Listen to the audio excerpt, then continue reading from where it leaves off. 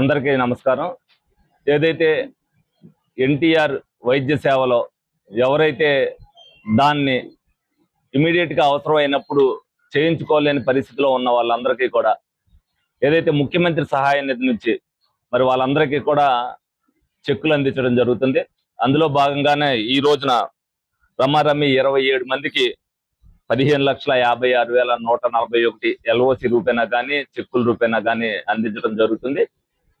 మరి ఎందుకంటే ఇది నిరంతర కార్యక్రమం అని ఇంతకుముందు నుంచి చెప్తున్నాం.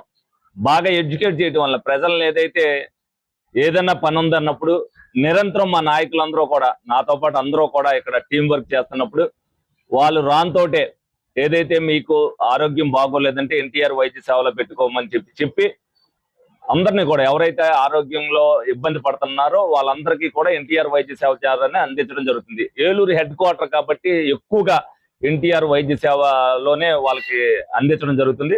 ఎవరైతే అందుకోలేకపోతున్నారో వాళ్ళకి సీఎంఆర్ఎఫ్ ద్వారా ఇస్తున్నాం.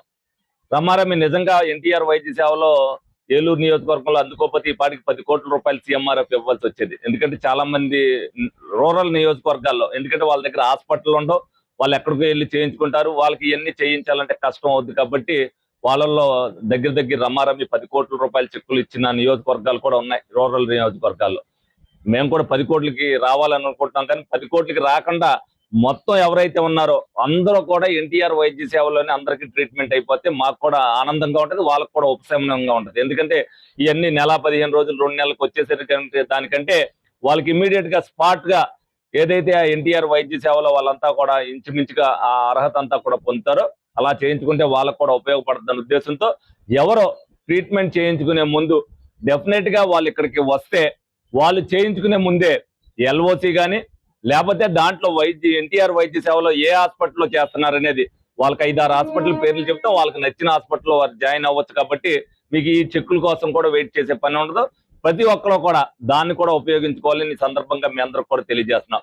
గౌరవ నారా చంద్రబాబు నాయుడు గారు ముఖ్యమంత్రి గారు ఏదైతే ప్రతి ఒక్కరికి కూడా అందుబాటులో ఉంటే వైద్యం నిమిత్తం ఎవరో కూడా ఇబ్బంది పడకూడదని ఏదైతే చెప్తున్నారో అదే విధంగా పవన్ కళ్యాణ్ గారు, లోకేష్ గారు ప్రతి విషయంలో కూడా ఆచితూచి అడుగులేస్తూ మరి ఎందుకంటే ఆంధ్రప్రదేశ్ అభివృద్ధి చెందాలి, ప్రజలందరూ కూడా బాగుండాలనే ఉద్దేశంతో నిరంతరం కష్టపడుతున్నారు.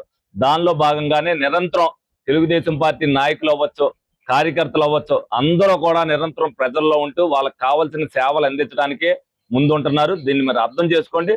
ప్రతి ఒక్కరు కూడా కూటమి ప్రభుత్వానికి మీరు కూడా మేము చేస్తున్న పనికి ఎంకరేజ్ చేయాలని మీ అందరినీ కూడా అడుగుతున్నాం. చిన్నవి ఉంటాయి, ఆర్థిక పరిస్థితిని దృష్టిలో పెట్టుకుని ప్రతి ఒక్కరిని కూడా అన్ని వర్గాలని కూడా సంతృప్తి పరచాలి. కాబట్టి ఒక్కొక్కటిగా అన్ని చేసుకుంటూ వెళ్తున్నారు. రాజధాని నిర్మాణం అయ్యేసరికి మనం లోటు బడ్జెట్ లో నుంచి పూర్తిగా బయటకు వస్తాం. అప్పుడు ప్రతి ఒక్కరికి కూడా సంక్షేమం విషయంలో ఒక్కరు కూడా అర్హత ఉన్న ప్రతి ఒక్కరికి కూడా సంక్షేమం అందించడంలో తెలుగుదేశం పార్టీ ముందు ఉంటుందని చెప్పి ఈ సందర్భంగా మీ అందరూ కూడా తెలియజేయడం జరుగుతుంది.